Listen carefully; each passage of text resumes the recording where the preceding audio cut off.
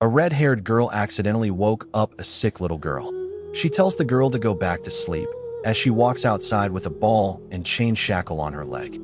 The girl looks up at an island in the sky and starts to kneel down to pray. The little girl suddenly comes outside and refers to the woman as Vanessa. Vanessa tells the little girl, whose name is Lind, that she needs to stay inside the house. Lind, however, points to the sky, noting that the island seems to be closer than usual.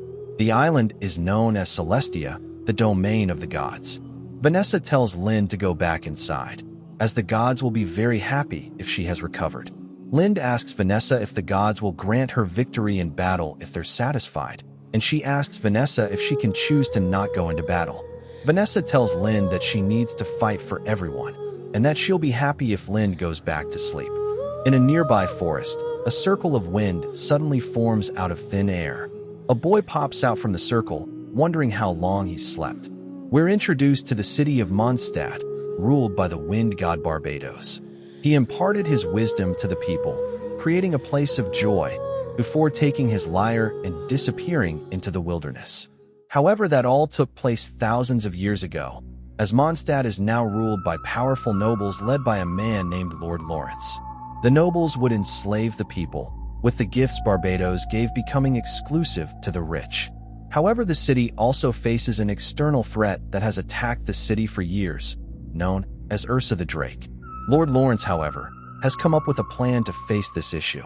The bard finishes telling the story to a bunch of children and asks for a payment of 5 silvers. He decides the silvers could be replaced with 100 apples, but the apple vendor slaps his hand away. The bard then asks for just 1 apple, but the vendor still refuses, only offering a 1-coin discount. The bard then sings another song, capturing the attention of a bunch of people nearby. The vendor decides to give in and gifts the bard some apples for making his daughter happy. He then warns the bard, telling him that not everyone in the city is friendly, and that there's rarely any good people left. The bard asks the vendor what happened to Mondstadt, and the vendor answers that the city has become what the Lord has wanted it to be, and it'll remain that way forever. The vendor then informs the bard of the Ludi Harpastum festival, which the bard is very excited about. He explains that the festival is a carnival, where the winner will get to select a maid to throw a harpastum into the crowd. Whoever picks it up will be richly rewarded, along with receiving a year's worth of good fortune. At the end, everyone will come together for a feast surrounded by bards singing. The bard then runs off to the festival, as the apple vendor yells at him to not touch the harpastum as the festival is only meant for the nobles. The bard arrives at the festival, where a crowd has formed.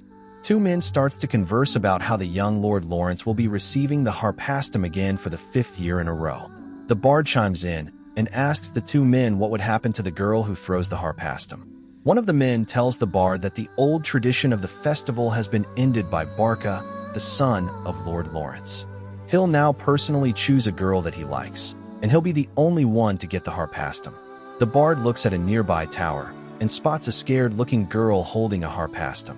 The girl drops the ball, and it lands in front of a fat boy who the bard identifies as Barca. The bard suddenly snatches the harpastum from the ground, causing Barca to yell out in anger. He demands the bard to identify himself, and the bard introduces himself as Venti.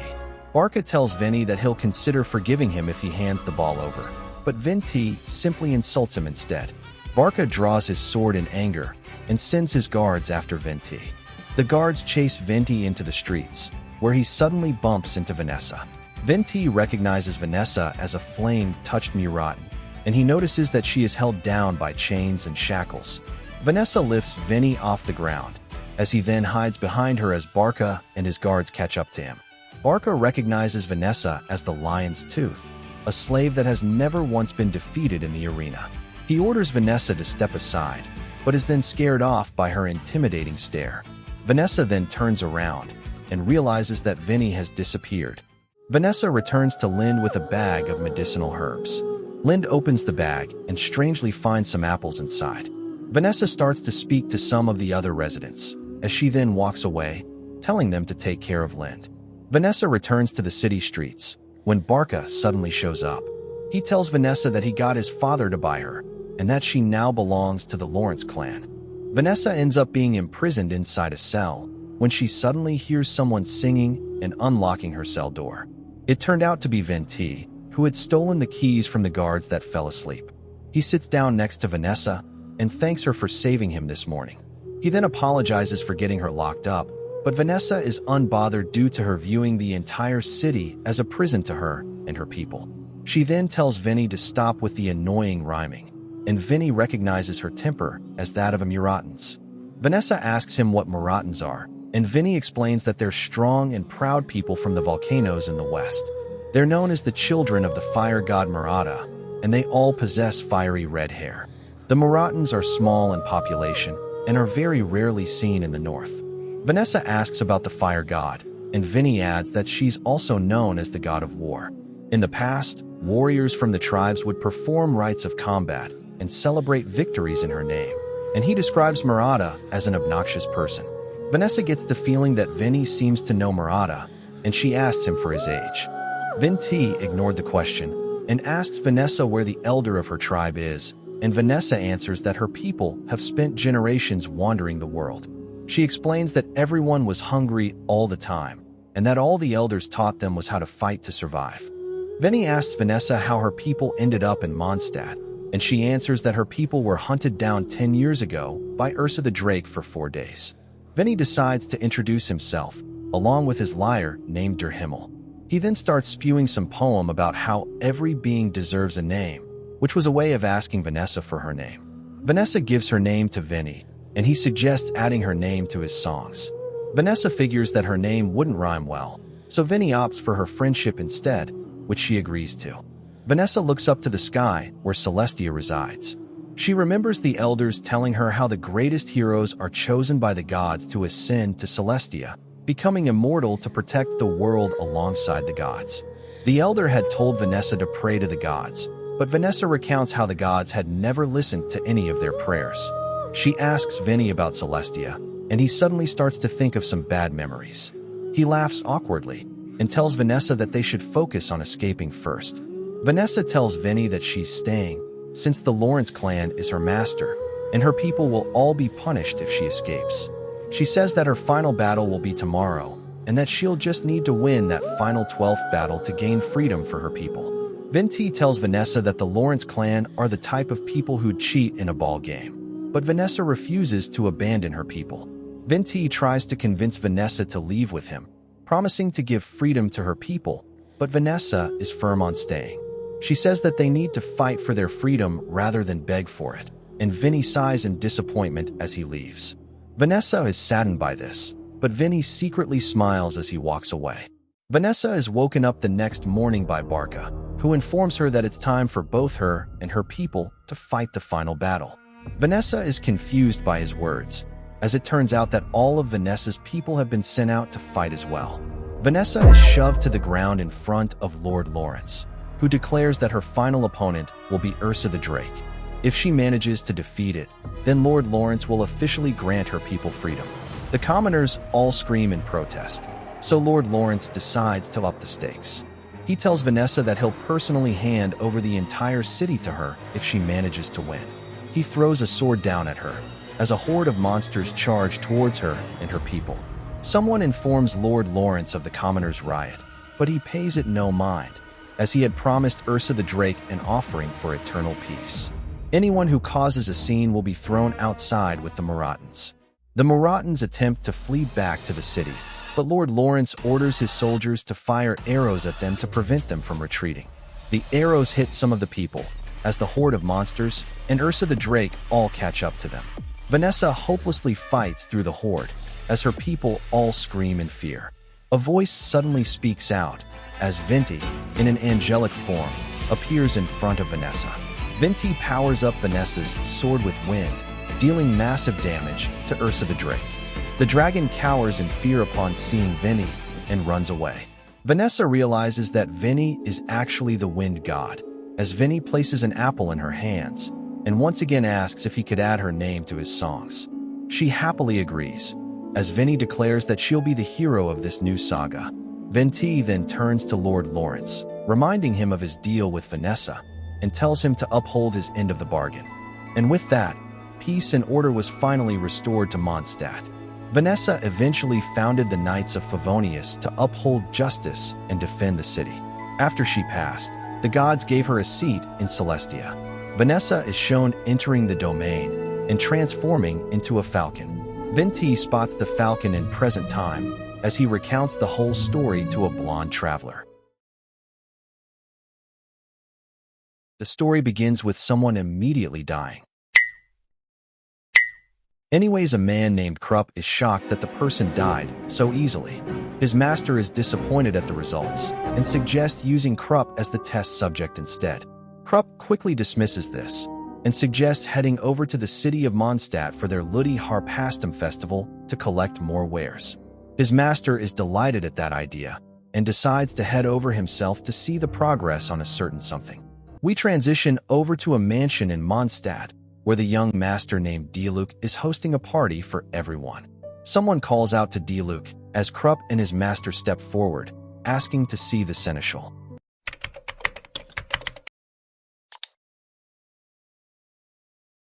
Diluc wonders who the man is, and Krupp introduces his master as El the Ture.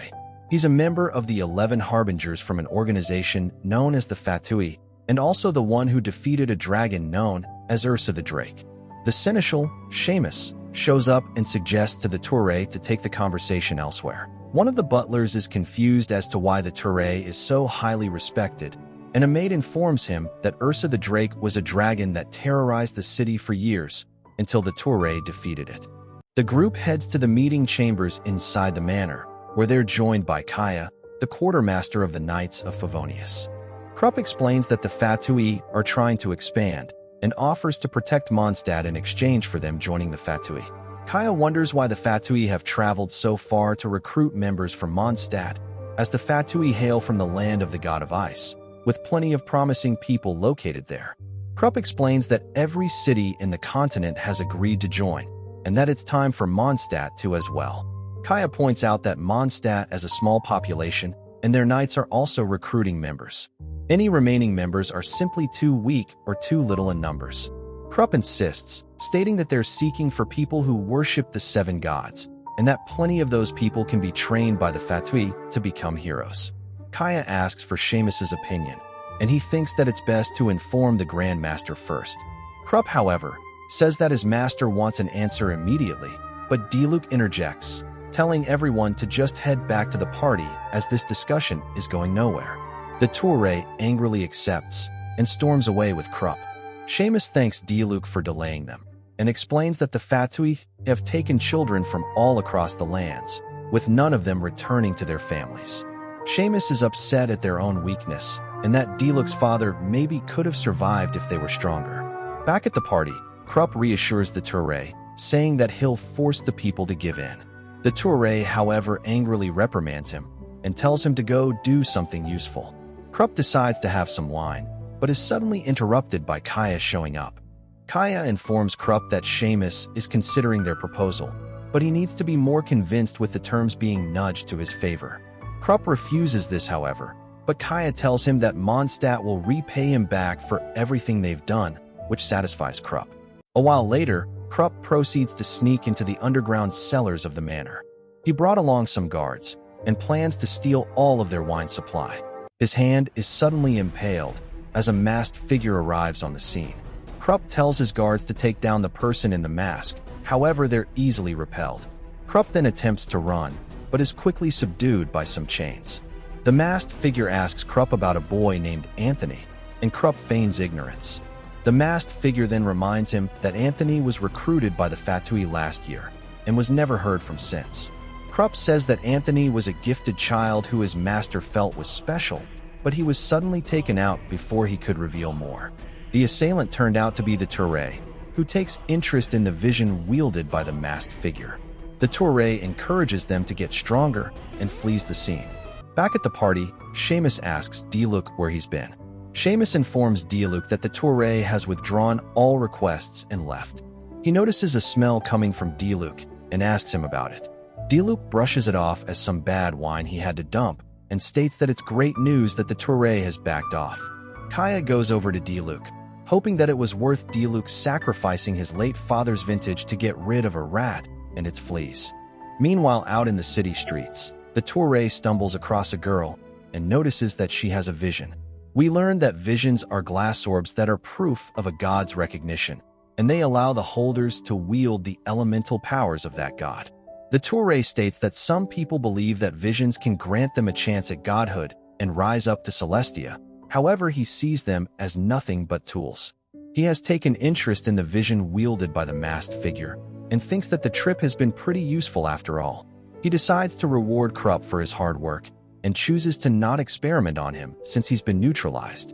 Back at the party, Kaya explains that him and Diluc are like brothers. He's the richest bachelor of Mondstadt.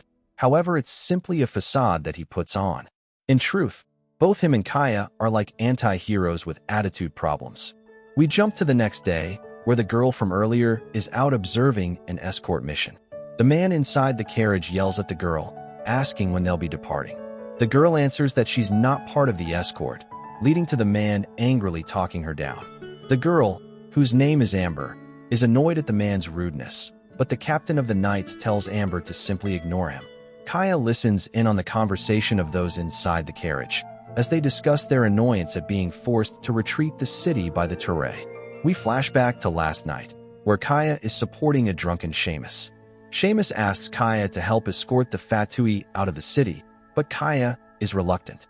Seamus reassures Kaya, saying that the Touré has already left and that the escorts will only be some common delegates. The captain leaves Amber in charge of the city as the escort group sets off. At the city entrance, a worn-out girl walks up, but is stopped by a guard, who tells her that the gate is currently under curfew. His colleague suddenly whispers in his ear, saying that the girl looks like she has the plague, and that they can't risk letting the disease spread inside the city. The guard denies the girl entrance, as she suddenly notices the escort carriage headed their way. She suddenly unleashes some dark magic from her hands, which sets a fire inside the carriage. The fire suddenly transforms into a giant serpent, and the girl uses the opportunity to sneak inside the city. Kaya recognizes the power as the girl rushes past him, but he gets occupied by the giant fire serpent. The situation ends with the 2 people inside the carriage being killed and 15 other people being wounded. Both Kaya and Amber are assigned with the investigation, so that the Knights can provide the Fatui with an explanation of what happened. Amber calls out to Kaya, asking for orders on what to do for the investigation. Kaya, however, dismisses her, saying that he can handle it on his own. He tells Amber to go have fun on her own, which makes Amber upset. Kaya arrives at Diluc Manor to begin his investigation. He recounts how Diluc had received a vision at age 10, became the youngest captain of the Knights in history at age 14, quit the Knights at age 18, and then killed his own father. Kaya asks Diluc about the attack on the Fatui envoys, but Diluc claims that he's unaware of the situation. Kaya is skeptical, since Diluc is an expert at throwing things, but Diluc still denies everything as he throws a dart at a target. Kaya is curious about Diluc's methods of defending the city, but Diluc tells him it's private affairs while denouncing Kaya as his brother. Kaya explains how there was a giant flame serpent at the scene, which surprised Diluc. Kaya figured that it looked like one of his toys, but Diluc denies the accusation. Kaya informs Diluc that they need to come up with a story to tell the Fatui, and that Mondstadt will be in serious trouble if the Fatui are unsatisfied with the story. Diluc tells Kaya that saving Mondstadt is Kaya's job, and Kaya decides to leave the scene. Meanwhile, out in the city streets, Amber is sulking at how everyone is treating her, when she suddenly notices the green-haired girl from earlier at the foot of a statue. The girl gets triggered upon looking at the statue of Mondstadt's god, and she suddenly emits her dark magic. Amber rushes over, asking if she's alright, but the girl ends up striking Amber with her attack. The girl suddenly begins to sink down the ocean, before being woken up by Amber. No idea what happened there, but whatever. The girl slaps Amber's hand off, and notices that she has a vision. Amber asks the girl why she's out so late, but she simply responds by saying that she'll leave the city. Amber grabs her back, however, to which the girl slaps her away again. She tells Amber that she's one of the unclean, and that Amber should stay away from her. She came to the city to look for something, but she loses hope on ever finding it. She attempts to leave again, but Amber stops her, saying that both she and the city never once tried to kick her out. Amber extends her hand to the girl, and introduces herself as the best outrider and scout around. Amber figures that they'll need to get to an elevated position to get the best view, and the girl yells at Amber to leave her alone. Despite this, the two of them eventually end up at the top of the cathedral spires. Amber asks the girl what it is she's looking for, but the girl doesn't answer, simply saying that the view from up here is similar to how the gods from Celestia view the rest of the world, and that there isn't anything to find from up here. Amber disagrees, saying that the view helps lighten the burdens on their mind. Amber once again asks what the girl is looking for, and the girl thinks to the idea of vengeance. Kale thinks back to her past, where she was given to a seer to help with her sickness when she was very young. She cried for her parents to save her and not leave her there, but to no avail. The girl was injected with substances and experimented on, resulting in her destroying everything she touched. The girl began to resent the gods, as she's never done anything wrong, yet were neglected by them. The flashback ends, and Amber decides it's time to go down. The girl is confused as to how, when Amber suddenly grabs the girl and jumps off. The girl senses her life flashing before her eyes, but is surprised by the sudden glider that appeared from Amber's back. The two of them start gliding down the city, and the girl notes that the view is actually pretty good. She tells Amber to burn the clothes she touched as to avoid being infected, but Amber refuses. The two of them land, and Amber gets nervous upon seeing the captain and a witch together. The captain reminds Amber of her mission, causing her to panic. Meanwhile, the Touré stands over a pile of dead monsters. He turns to face his new creation, which turned out to have been created from using Krupp's dead body. Back in Mondstadt, the captain confronts Amber with the investigation. She introduces herself as the Dandelion Knight Jean, the master of the Knights of Favonius, and the second in command to the Grand Master. Jean introduces the witch as Lisa the librarian, who says that she has gathered all the research regarding the case inside the library. The library piques the green-haired girl's interest, as she can perhaps discover more information on a certain person. Jean notices the girl and asks Amber about her. Amber shrugs her off as a kid that she's helping with finding her lost item. Jean decides to gather at the library to comb through all the information, and the girl begs to go with them, as it most likely contains what it is she's looking for. Lisa and Jean agrees to it, and the group arrives at the library the next morning. The group combs through all the information, and Jean explains that the Fatui could potentially use the two diplomats dying as an excuse to push their agenda onto Mondstadt.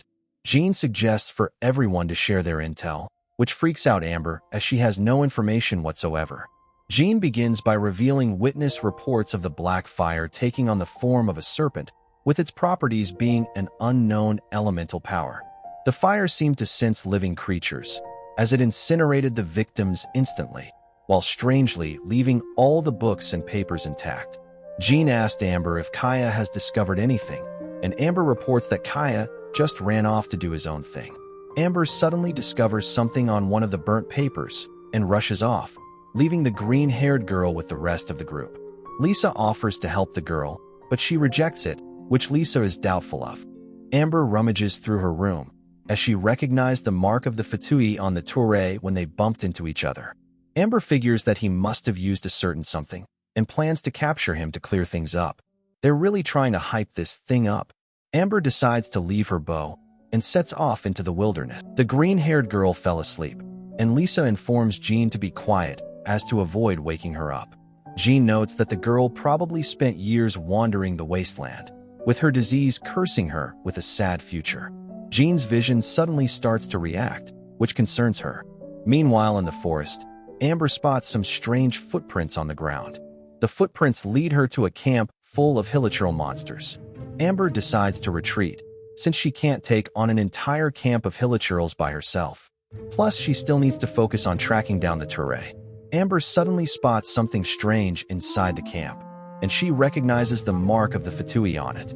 Amber picks up some rocks and decides to investigate. She tosses one of them near the camp, distracting the hilichurls. Amber then knocks one of them out with a rock, causing the other two hilichurls to panic. She then takes out another hilichurl with a rock, leaving only one left. Amber burns the hilichurl's weapon and kicks it in the face to knock it out. Amber picks up the item with the Fatui mark and wonders what it's supposed to be. She puts it in her pocket as the hilichurls she knocked out from earlier suddenly get back up. Amber panics, as she ran out of rocks to use, but is then shocked as one of them was killed by a giant arm. It turned out to be from the monster Krupp that the Turay had created, and Amber is terrified upon seeing it kill a hilichurl in one strike, as she starts regretting not bringing her bow. The monster hurls 2 rock chunks at her, but she's saved by a wind blast from Jean. Jean announced herself as the second in command of the Knights of Favonius, and challenges the monster to a fight. Jean starts questioning the monster, but it simply tries attacking her. Jean uses the opening to strike it down, impressing Amber with the speed of the strike. Jean asks Amber if she's alright, and Amber quickly shows Jean the thing she'd found. She suddenly warns Jean to look behind, as a sickle charges towards her. Jean manages to intercept the attack, but still ended up getting injured. She tells Amber to quickly run and bring the item she got to Mondstadt, while the monster begins to regenerate. Amber runs away, but the monster starts chasing after her. Jean figures that the monster is after the thing Amber found, and she attacks the monster to draw its attention. She gets shocked upon the monster being completely unharmed, and tells Amber to throw away the item. Amber refuses, however, and she tells Jean about the smell of the Fatui devices mentioned in the papers. She says that the same smell was in the Blackfire incident, and any item owned by the Fatui could be a clue towards the case. Jean informs Amber about some information discovered in the burned papers, which means it's time for a flashback. Jean observes the piece of burned paper, the contents of which discuss the evil eye that was previously owned by Diluc's father. Jean theorizes that this case could potentially involve Diluc, which surprises Amber back in present time. She asks if Diluc's father could be the culprit, but Jean tells Amber that his father has already passed. However, she had Lisa send a letter to Diluc's manor, and she tells Amber to run. Amber tosses the item, and the monster leaps for it near a pile of explosive barrels. Jean and Amber then combine their fire and wind attacks to enhance Jean's weapon, which she uses to blow up the barrels to create a giant explosion. The monster is finally taken down, and Amber rummages through its corpse to recover the item. Back in Mondstadt, the green-haired girl finally managed to escape as Lisa was tasked with investigating Diluc. The girl managed to sneak out a piece of burned paper, which she hopes would contain the clues to help her. However, she has no idea how to read it, as a voice suddenly calls out to her. It turned out to be Kaya, who had recognized her from the city gates, and he asks the girl for her name. Lisa and Diluc meet up, and he asks her what the purpose of her visit is. Lisa answers that she's just lonely and wants Diluc to accompany her, but Diluc sees through her true intentions and denies having any connection to the Blackfire incident. Lisa tells Diluc that they have discovered new clues that could potentially indicate that the same culprit was also behind what happened to his father. Diluc is shaken up by the news, and Lisa asks him on the details of what exactly happened 3 years ago. We return to the green-haired girl and Kaya, and she tells him that she's simply a lost wanderer that's unworthy of his time.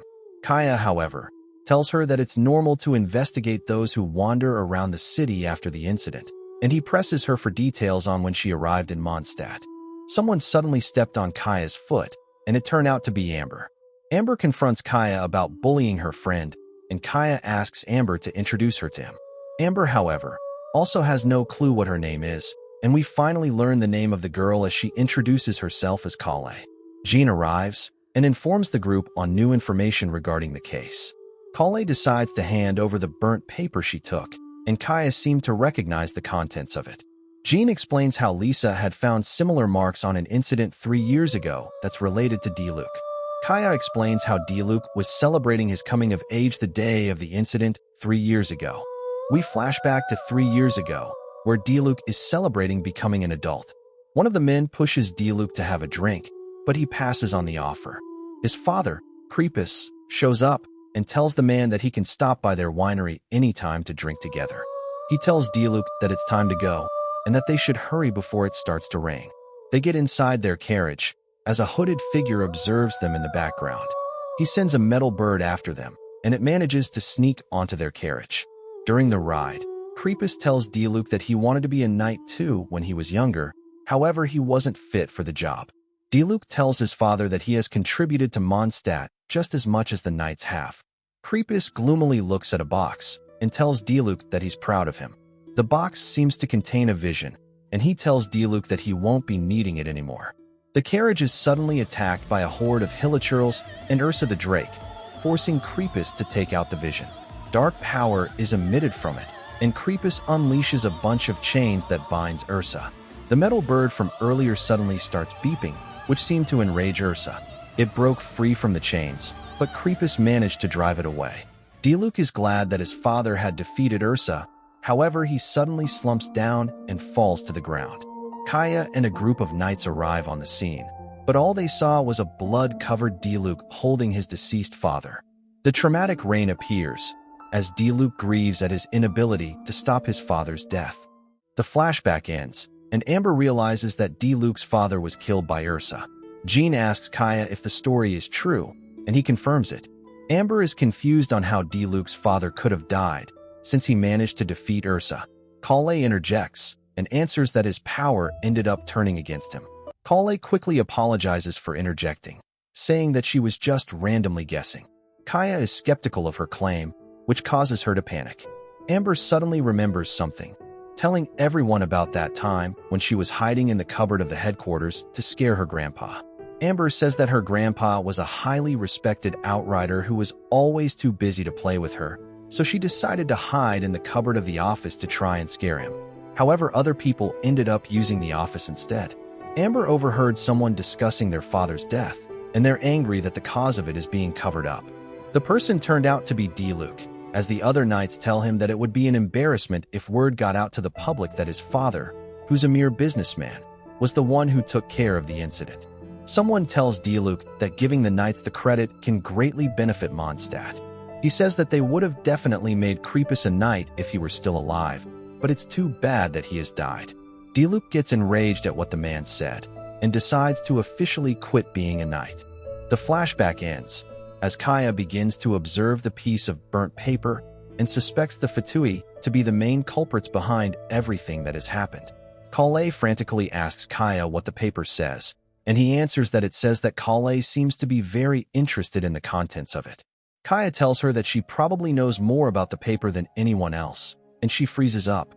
Amber berates Kaya for bullying Kale, when Kale suddenly brings up how her friend had things injected into her body by the Fatui. She hopes to save her friend if she knew what was on the paper. Jean and Kaya both see through her lie, but Amber gullibly believes her. Jean tells Kale that the paper is written in an ancient language, and that Lisa is probably the only one who can read it. The group goes back to Lisa, who says that she can't read the paper either. However, she does know someone in Sumeru who can, and she'll send a request to her teacher to help with this matter. Amber hugs Kale upon hearing the good news, but Kaya still remains suspicious. Jean breaks the mood and announces that the Fatui will be paying the city an official visit in 3 days. She adds that the Fatui device that Amber found has been spotted all over town, and that the main culprit will most likely strike during the Ludi Harpastum festival. Kaya says that he'll take care of the culprit, and Amber offers to help. Jean, however, tells Amber that she has another mission, as she specializes in search missions. Amber asks Kale to help out as well, and Jean is determined to not let the festival be ruined. Back in the Touré's lair, he's seen observing the letter from Mondstadt informing him that 2 of his diplomats have died. He shows no sign of care and crumbles up the letter. One of his subordinates informs him that they could take advantage of the situation, as the letter had mentioned something interesting. The Touré doesn't feel like wasting his time on the matter, but he gives his subordinate permission to do as he pleases. Back in Mondstadt, Amber spots something from observing the entire city from a tall tower. She glides down to the ground, with Kale catching her breath from trying to keep up with her on foot. It turns out that Amber had found another one of the Fatui devices. Kale looks away and glances up at a nearby windmill. Amber informs Kale that the windmill was said to have been built on each one of the wind god Barbados' steps. People would make a bunch of paper windmills during the Ludi Harpastum festival to honor him. Kale, however, says that the gods don't care about those in the bottom, and that only the chosen ones get their blessings. Amber disagrees, saying that the wind god does care for people like her and Kale, and she begins to tell Kale an old legend about how he founded the city of Mondstadt. Kale is still skeptical, since the gods seemingly disappeared afterwards, but Amber is determined to show her the greatness of the city as Kale begins to panic. We flash forward in time to the Ludi Harpastum festival, where Amber suddenly shoves a skewer of fried radish balls into Kali's mouth. Kali reluctantly swallows them and does not enjoy the taste. Amber suddenly points to a stall that's hosting the game Pile 'em Up. Kali isn't familiar with that game, but a man suddenly appears behind her and screams that it's the most popular game in the festival. He explains how the game works.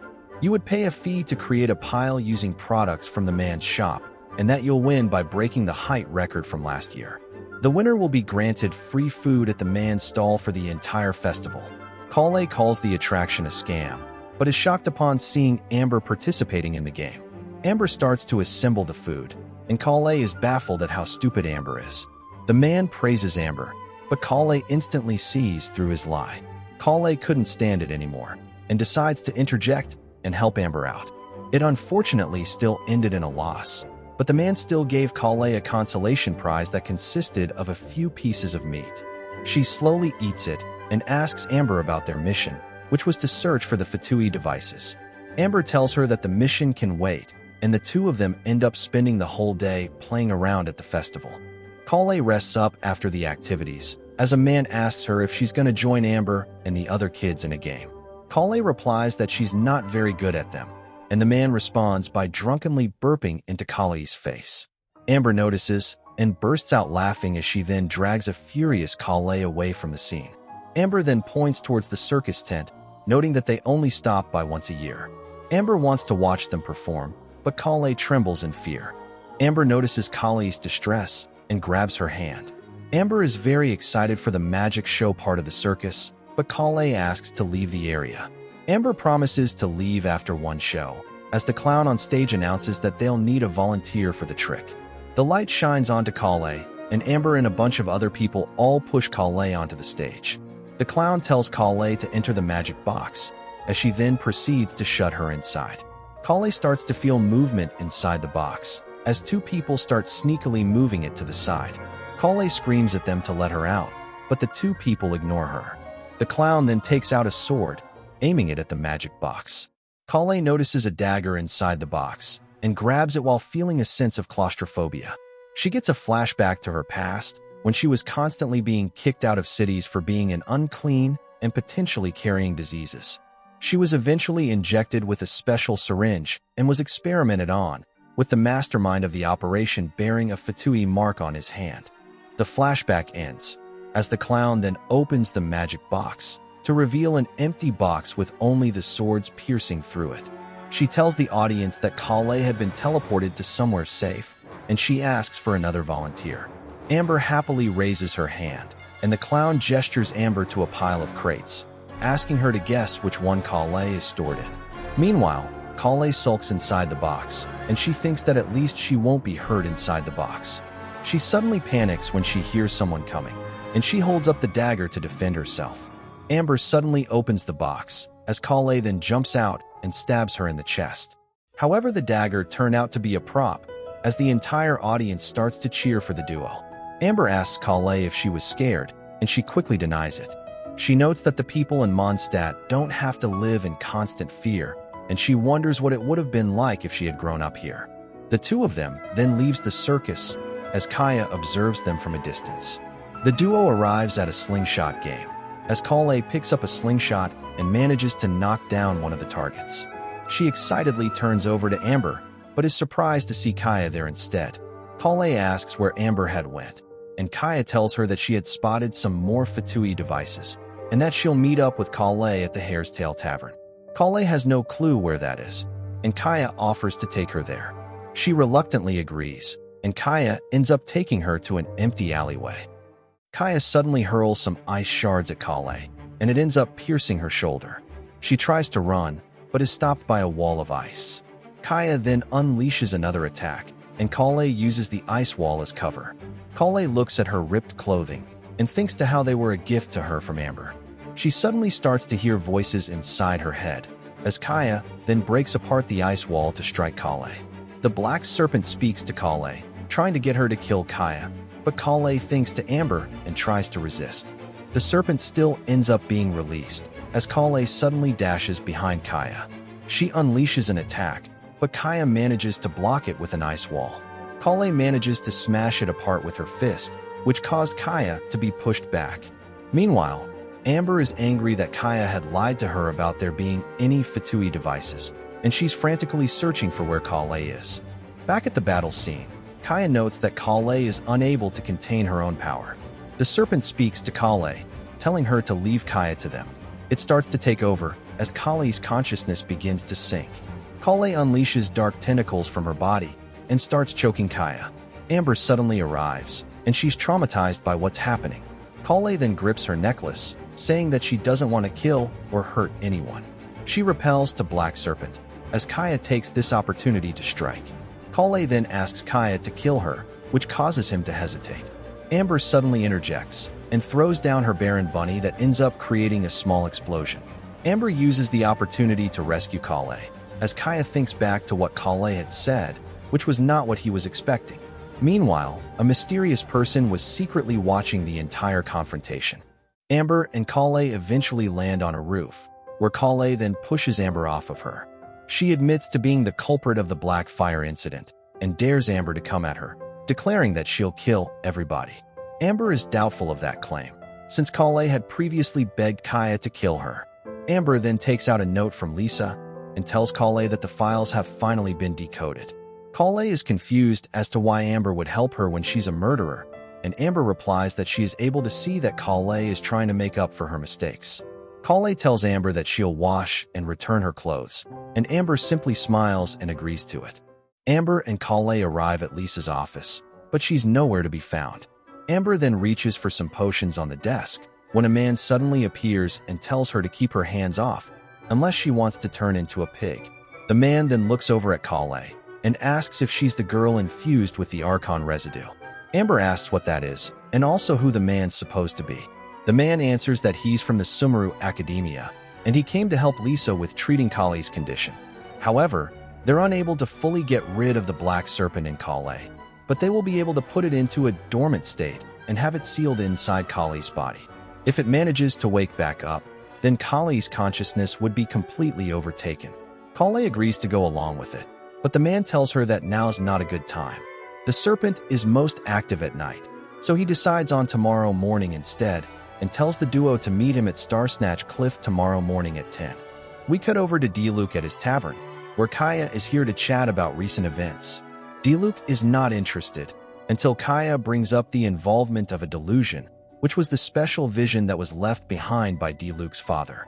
Kaya tells Diluc that the Fatui are suspected to be behind the Black Fire incident. However, them actively trying to reclaim the important files disproves their involvement to the case.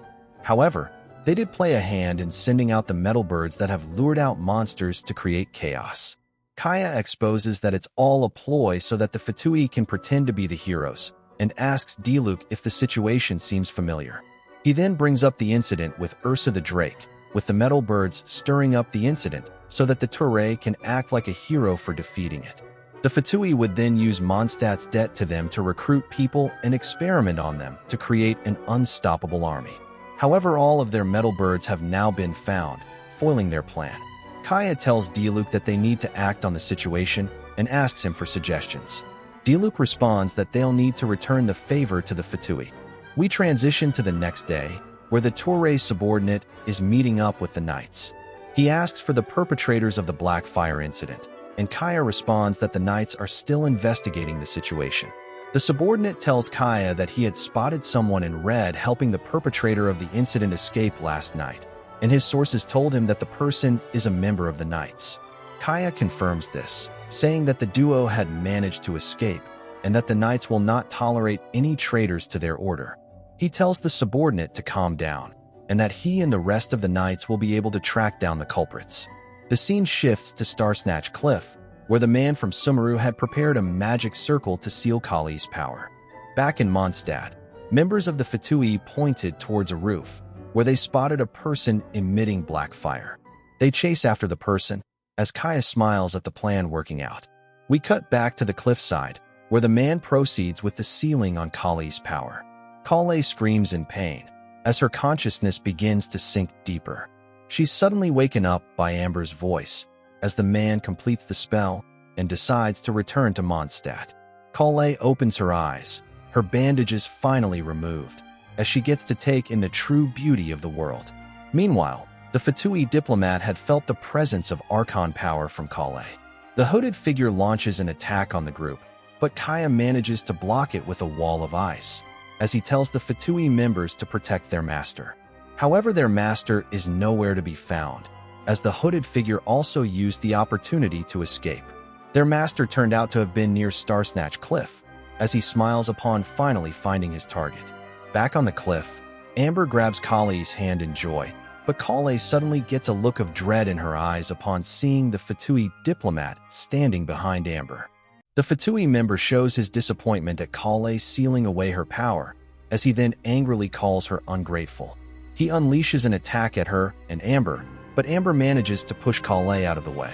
The man then gets behind Kale, telling her that vengeance is the only path for her to take. Amber suddenly appears unscathed from the attack, as she then fires a flaming arrow that ends up wounding the man. He then unleashes another attack at Amber, which she manages to dodge. Meanwhile, the man's words rings inside Kale's mind, telling her that she needs to have power.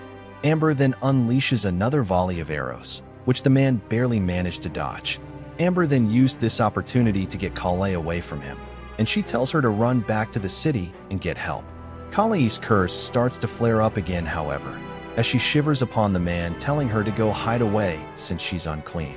Amber rejects his words and reassures Kale that she'll protect her.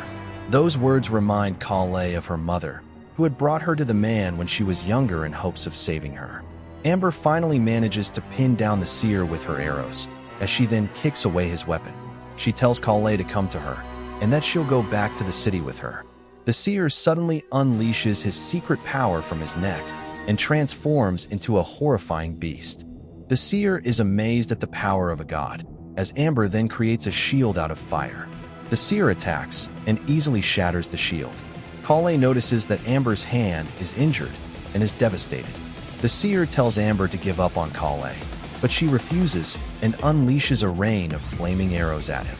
The seer remains completely unscathed, shocking Amber. Kale starts to think back to her past, when she was begging for her parents to help her. She had heard her mother begging the seer to let her see Kale, which resulted in the seer getting her mother killed. Kale is devastated at being too weak to protect her loved ones, and she asks Amber why she'd go to such lengths to protect someone like her. Amber tells Kale that they are indeed weak, but they're still alive because of their own strength. Kale thinks back to her time with Amber, and realizes that she also has the power. The seer is then baffled upon seeing Amber actually wound him. He unleashes another attack that Amber barely manages to block. Kale finally realizes that all she had wanted was the power to protect others, as she then manages to break free from Amber's shield to give her a hug. The seer laughs, asking Kale if she'd given up. Kale denies the claim, as she and Amber raises the bow with determination in their eyes. A dark circle suddenly appears above the seer, which then unleashes chains that ends up piercing his body. Amber uses this opportunity to take aim at the seer's chest and lands a direct hit. The seer's transformation is undone as he collapses in defeat. The source of the black chains turned out to be from the hooded man, and the seer recognizes the power source as the evil eye before falling unconscious. The Fatui guards catch up to the hooded man and spots their boss knocked out in front of him. Kaya traps the hooded man with ice and identifies him as the culprit of the Black Fire incident. The Fatui members capture the man, as Kaya then smiles at Amber and Kale. We flash forward to Mondstadt, as the Fatui members escort the hooded man inside their cart that finally takes them out of the city. Amber meets up with Lisa and Jean and asks the two of them if they've seen Kale. Lisa shows Amber a letter from Kale, as we then flash back to the day before. Kale asks Lisa for help in writing a letter, since she wants to give one to Amber. Lisa agrees to the request and starts guiding Kale on what to write. Kale apologizes to Amber in the letter for leaving abruptly. She had decided to go to Sumeru with the scholar to learn about medicine and a bunch of other stuff that she's unaware of. Kale says that she'll never forget the time she'd spent in Mondstadt, and she thanks Amber for everything she's done. Jean then hands Amber the old clothes that she had given to Kale, which are now all patched up. Amber starts to imagine Kale trying to sew the clothes and laughs. Meanwhile, in the Toure's lair, The Fatui members inform him that the hooded man they'd captured has managed to escape. He asks about the seer, and the members inform him that the seer has been severely injured. The Touré is irritated by the seer's incompetence and informs the Fatui members to dispose of him. The Touré then notices another letter, which contained the broken mask and the delusion used by the hooded man. Back in Mondstadt, Kaya shows up to Diluc's bar to get a drink. Kaya then gifts him a vase that he'd previously promised to give. Diluc tells Kaya that he doesn't need one, but Kaya insists, since he had previously broken one of his vases. Kaya begins to drink and chat, with Diluc ignoring him, while a vision was secretly stored inside of the vase.